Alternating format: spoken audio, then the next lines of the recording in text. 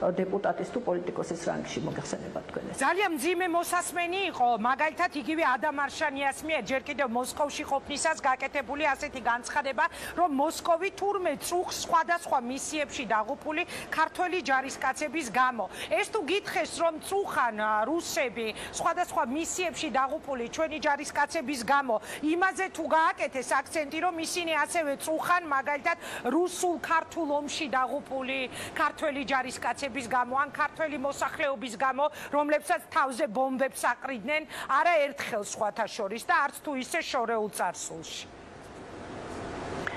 ქალბატონო ინგა, რა თქმა უნდა ძალიან ძნელი მოსასმენია ხოლმე ყველა ის ფრაზა, რომელიც კონტექსტიდან არის ამოგლეჯილი და შემდგომ რა თქმა უნდა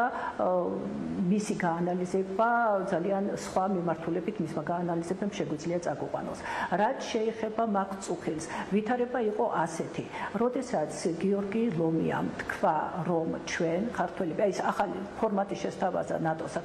საქართველოს ნატო რუსეთის ფორმატის შესთავაზა აქ მაშინვე აღინიშნა, რომ საქართველო ჩართულია მისიებში, ნატოს მისიებში, მოქმედებს ამ მისიებში, იმოქმედებს ამის შემდგომაც და აი აქ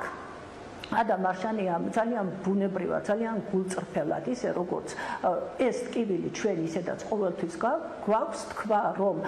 ჩვენი ბიჭები დაიღუპნენ ამ მისიებში, იღუპებიან, ჩვენ ძალიან წუხварთ ამის გამო, მაგრამ ეს მისიები იმდენად მნიშვნელოვანია ნატო-საქართველოს ურთიერთობისთვის, რომ ეს უნდა გაგრძელდეს. და ის სწორედ მაშინ, რა თქმა უნდა, ეს არ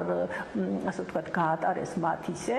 და თქვეს, რომ ისინიც ძალიან წუხან მისიებში ჩვენი ბიჭების დაღუპვის გამო და გასაგებია ეს რა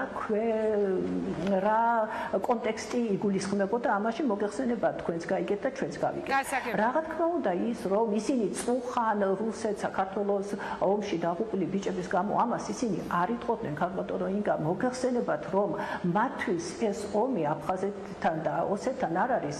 მათი თვალთახედვით საქართველოს რუსეთის ომი ეს არის აფხაზეთთან ომი და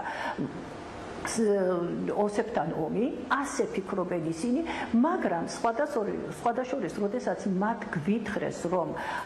ჩვენი შეთავაზების შემდეგ, რომ ჩვენ ქართულ მხარეს უნდა ცხინვალთან და სოხუმთან პირდაპირ მოლაპარაკებები და მათ თქვეს, რომ ისინი ხელს არ შეუშლიან, არა მე უნდა დავამთავრო, რომ ისინი ხელს არ შეუშლიან და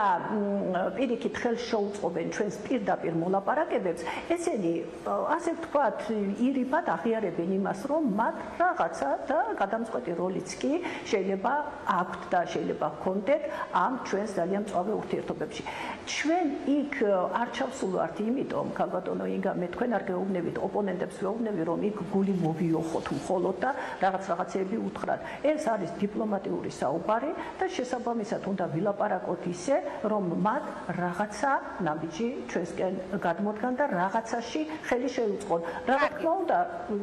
ეს კონსენსუსის შედეგია, მათ რა აინტერესებს და ჩვენ რა გვაინტერესებს. მადლობა დიდი, რომ იყავით ჩვენი სტუმარი, დაგემშვიდობებით, მოდით ახლა ერთად მოусმინოთ რა სიტყვის ხელისუფლების წარმომადგენელი, ეს არის ირაკლი სესიაშვილი, პარლამენტის თავდაცვის და უშიშროების კომიტეტის ხელმძღვანელი, ოსური სამხედრო შენაერთების რუსული სამხედრო ჯარების დაქვემდებარებაში შესვლის შესახებ გადაწყვეტილების ეგრეთ წოდებული რატიფიკაცია მოხდა ცხინვალის რეგიონში, ამის შესახებ ჟურნალისტებს ქეთევან ციხელაშვილმა განუცხადა მინისტრმა შერიგების და სამოქალაქო თანასწორობის საკითხებში. მოგესალმებით ბატონო ირაკლი, მადლობა რომ ხართ ჩვენთან ერთად, ვიდრე გავხსნით დისკუსიას სტუდიაში, ჩვენ გვინდა მოვისმინოთ როგორია ხელისუფლების პოზიცია. რა სიტყვით საქართველოში რუსი